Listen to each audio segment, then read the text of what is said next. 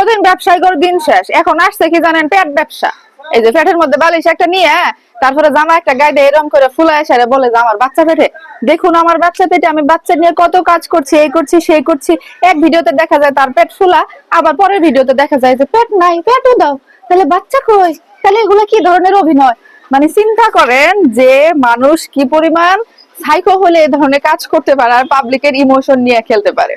কদিন আগে বললো যে আমি এরকম মোটা মানুষ, আমার বলেছে, মানুষে বলেছে আমার বাচ্চা হবে না, কিন্তু এই দেখুন আমার বাচ্চা হয়ে গেছে। সেখানে পাবলিক, আমাদের দেশের আজাইরা কিছু পাবলিক যাদের কোনো কাজকর্ম নাই, তারা সেই মেয়েটার কমেন্ট বক্স ভরে ফেলতেছিল এরকম মাশাল্লাহ মাশাল্লাহ আলহামদুলিল্লাহ আলহামদুলিল্লাহ। পাবলিক যে কোথায় মাশাল্লাহ বলতে হবে, কোথায় আলহামদুলিল্লাহ বলতে হবে সেটাই ভুলে গেছে। সেই বিবেক বুদ্ধি পাবলিক এখন ধুয়ে খায় ফেলছে। চিন্তা করেন যে অনলাইনের মধ্যে আসা যায় না এদের অত্যাচারে। কেন?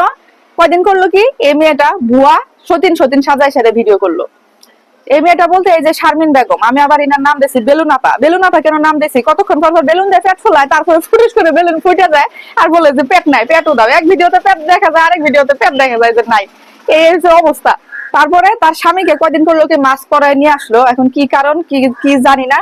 এখন অনেকে বললো যে আপনার স্বামী বড় ধরনের কোনো আসামি কিনা, যে মুখ ধরালে তখন আবার ধরা খাওয়ার চান্স আছে। তারপরে করলো কি এখন আবার মাস্ক খুলায় নিয়ে আসছে।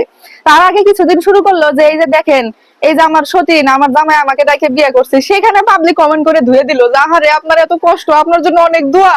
কিন্তু এগুলো তো ভুয়া। পাবলিক আপনারা বুঝেন না কেন? সে ভুয়া ভুয়া কিছু কথা বলেই যাচ্ছে বলেই যাচ্ছে।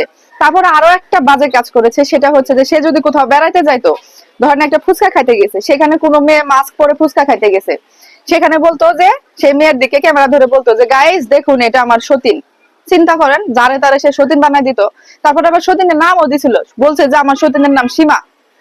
বলে যে আমার সতীনের নাম সীমা, হাবি যাবি। এই সেই কয়দিন তার জামাই ছিল না, জামাই মনে হয় উদাও হয়ে গেছিল, তারপরে জামাই কই থেকে একটা বাইর হইছে।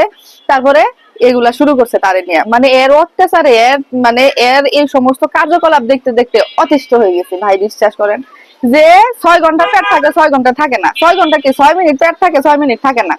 এই পেট ব্যবসায়ীরা এখন অনলাইনে কাঁপাচ্ছে। শুধু একজন না, আরো আছে এরকম পেট ব্যবসায়ী, এরকম সতীন ব্যবসায়ী দুইজন। একজনের দেখে সার এরকম সতীন ব্যবসা শুরু করছিল।